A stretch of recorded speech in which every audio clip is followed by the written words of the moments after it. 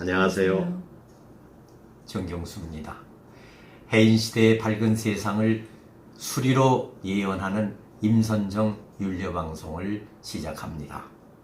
오늘은 예고해드린 바와 같이 일본 아베 총리의 운수와 이달에 있을 일본 참의원 선거 후에 한일 관계는 어떠할지 수리로 풀어서 현재 당면된 한일 문제와 한일 관계, 또 우리 정부는 어떻게 이것에 대처해야 할지, 길은 어딘지 궁금증을 풀어보고자 상수철학 수리연구가이며 양백산 국소는 임선정 원장을 모셨습니다. 안녕하세요. 안녕하세요. 네. 네, 임선정입니다. 지난번에도 말씀드렸는데 지금 한일 관계가 심상치 않습니다. 아베가 현 문재인 정권이 존재하는 한 자기는 협상 안 한다. 문재인 정권이 끝나면 그때 한일 관계를 다시 해보겠다. 이거 참 보통 심각한 게 아닙니다. 하나의 보복으로 190가지의 보복의 리스트까지 발표를 했어요. 그런데 190가지 중에 지금 3가지를 이미 통보받았거든. 이게 규제를 하겠다. 왜냐하면 이게 국민들이 잘 모르실지 모르겠지만 아신 분은 물론 잘 아시겠죠. 그런데 우리나라의 그 위상이 동맹국 위상이었습니다. 일본과. 그러니까 그냥 서로 장사하고 좋은 거 좋은 대로 왕래하고 수출 수입을 자유롭게 했는데 어떤 면에서는 그냥 내국처럼 이렇게 해오다가 갑자기 그냥 박탈시켜버렸어요. 일본국이 동맹국이라는 위상에서 그냥 격화시켜가지고 그냥 그 저개발국처럼 일반국 예우로 떨어뜨려 버렸다고. 그러면 그 규제가 어떻게 되냐면은 자기들이 너희들한테 물건 안 주겠다 하면 끝나요. 이거는 WTO에 제소해봐야 그 나라의 규제법에 의거한 거기 때문에 국제법과는 또 상당히 문제가 다르다는 거예요. 그러기 때문에 이제 그런 거. 그럼 뭐를 규제했느냐? 지금 가장 심각한 반도체 상품의 3가지를 규제를 했거든. 그런데 문재인 정권이 딱 들어서면서는 강력하게 나오니까 아베 정권은 문재인 정권하고는 일체 통상외교 안 하겠다. 문 닫겠다. 문재인 정권이 끝나면 그때 재고해보겠다. 웃기는 거 아닙니까? 자, 그럼 그간에 우리 대한민국 국민은 굶어 죽으란 얘기예요. 지금 반도체가 조선, 철강, 자동차 이 모든 산업들이 지금 침체 일로에 엄청난 데미지를 입고 있는 판에 반도체가 그래도 주역이 돼서 우리나라 경제를 주도해 나가는 게 천만다행인데. 밥그릇이었죠. 네. 그런데 이게 문제가 있다는 말이죠. 자, 그렇다면 일본의 아베는 어떤 운수고 어떤 앞으로의 미래가 기대하고 있는 건지. 사실은 21일 날 참의원 선거에서 다수의 자민당이 밀어주면요. 아베는 또 집권을 계속한다는 말이죠.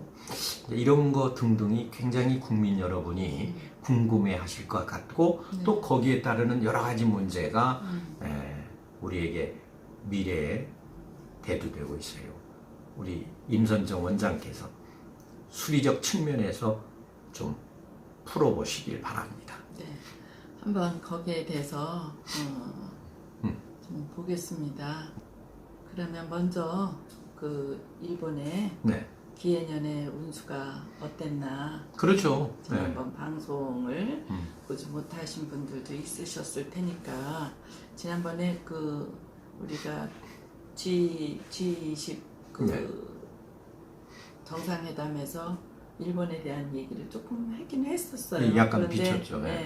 우리가 좀 오늘은 깊이 좀 이렇게 봐야 되지 않겠나. 우리 한일 간의 관계가 지금 심각하니까. 심각한 입장에 있어서 그래서 이제 우선 더 미국 46대 그 국정은 뒤로 밀어놓고 그래요. 한일 문제가 더 급하다 싶어서 오늘 이렇게 했어요.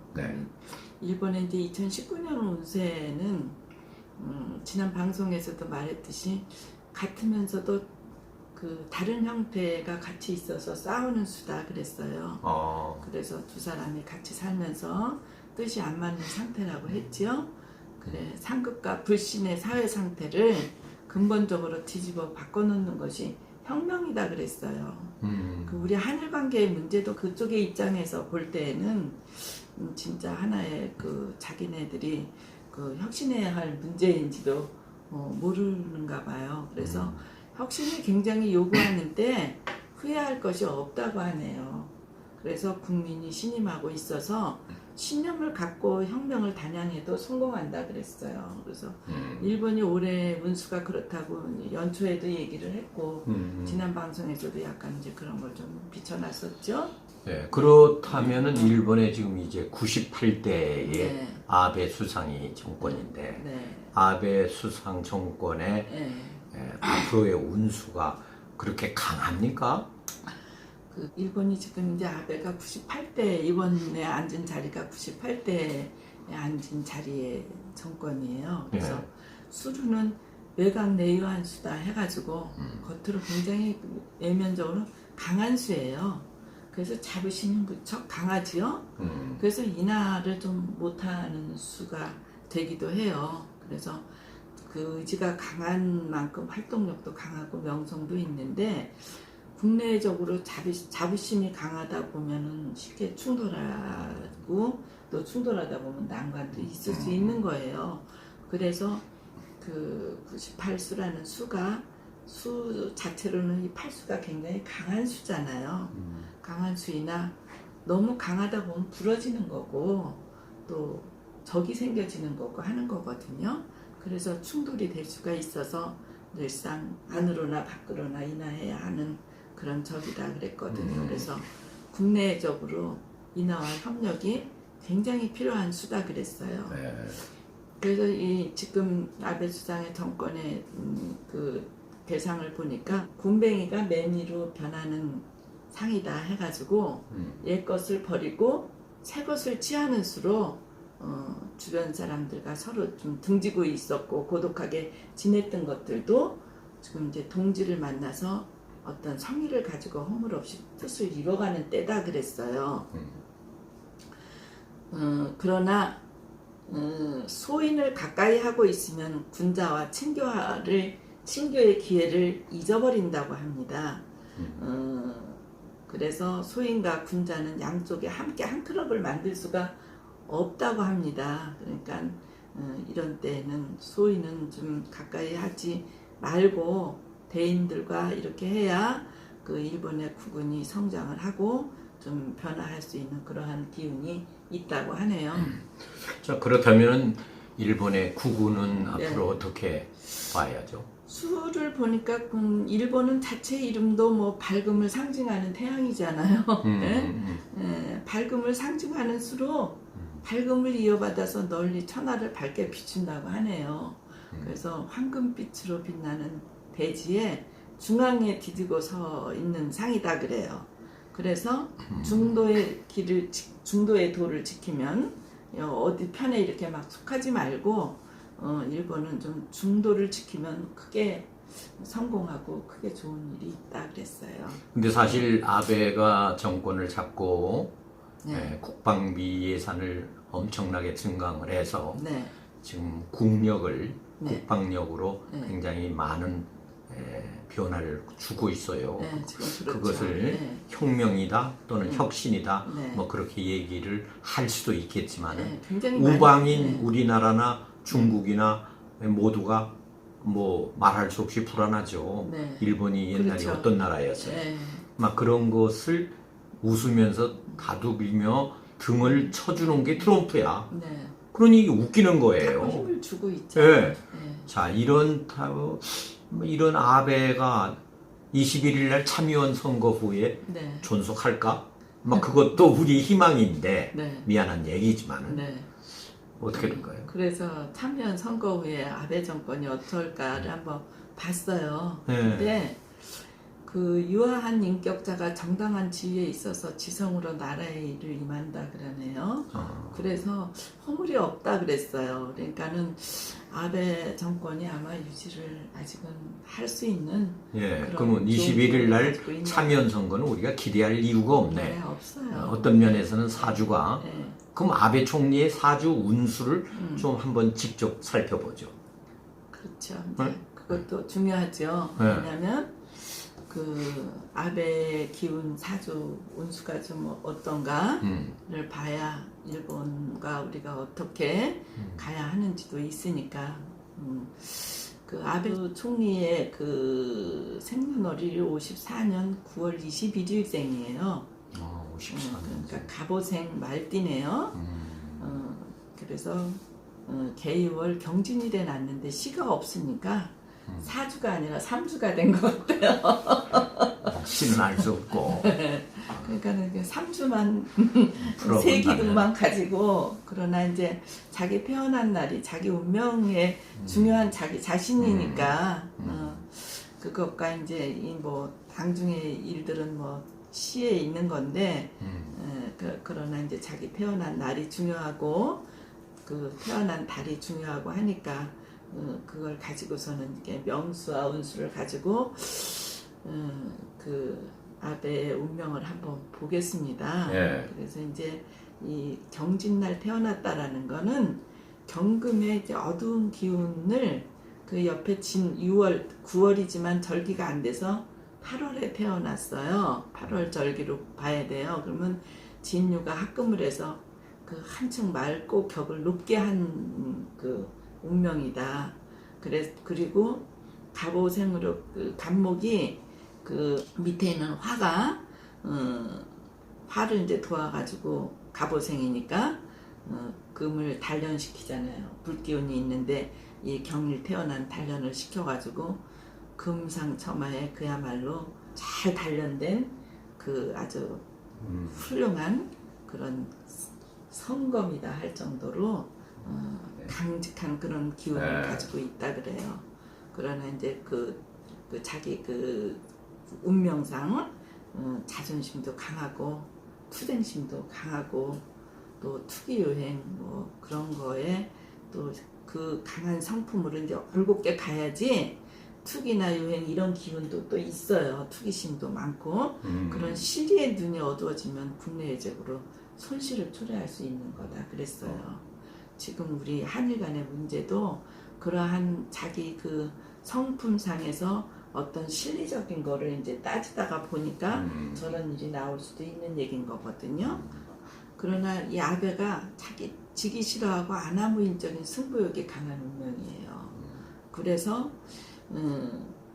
또 성격이 겉다르고 속다른 면도 있어요. 그래서 그런 어떤 이중인격적인 그런 것들을 가지고 자기 불편불만도 가지고 있는 사람이라 자기 갈등을 자초하는 경우도 많이 있어요.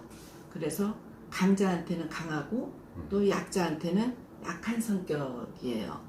그리고 물질보다도 우리를 다 중요시 하는 그런 면을 가지고 있는 아주 사무라이 근성 있는 두령수다 그랬어요. 그래서 어디에서도 일찍이 우두머리가 되는 그런 명이다 그래요. 그래서 일찍이 젊을 때부터 아마 총리를 한번 또 했었던 적도 있었잖아요. 아마 그때도 최연소에서 뭐 했다고 했던 외무장관. 네, 그랬던 것 같은데 그러한 그 강직하고 막 그 우두머리적인 그런 그 수를 가지고 있기 때문에 21일 날 태어나서 그 자기 자립으로 자기가 대업을 이뤄서 만인의 존경이나 그러러고는 그러한 운수를 가지고 한 번 손에 쥔 행운은 절대 놓치지 않는 그런 운수다 그랬어요. 그 아베가 원래 그 대신 집안의 손자예요. 그러니까 집안 대대로 집안도 좋죠. 연이 갑오생에 그런 태어났으면 뭐 정치 집안이기 때문에 그래서 이제 자기 태어난 날과 달을 합치면은 운명이 되거든요. 그 운명수가 보면은 그러나 연작 무소지상이다 그랬어요. 둥지가 없는 거거든요. 그래서 좀 화학무시라는 격이 좀 그 결실로 나타날 수 있는 기운이 있고 그래서 옛말에 디웅박 가지고 바람 잡는다는 속담이 있잖아요. 좀 그런 어떤 화학무시라는 게 있는 거죠.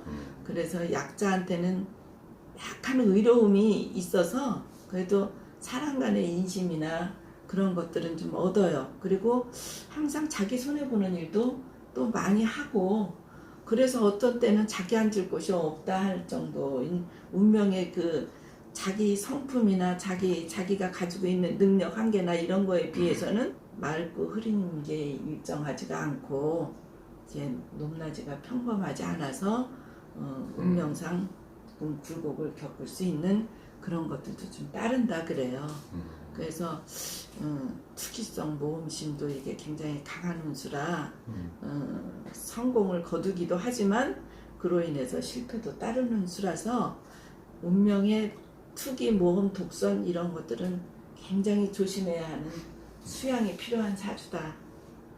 그런 운명이다 그래요. 그러나 아베는 그 능력은 굉장히 있는 사람이에요. 예. 그 지난번에 G20 정상회담에서 우리 임선정 원장께서 한일 간의 폐색 상태가 끝난다고 했는데 정말 폐색 상태를 끝내야 할 때가 온 것 같습니다.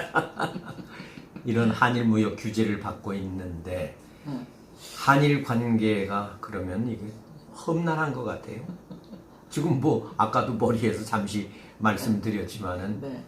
아베가 은연중에 네.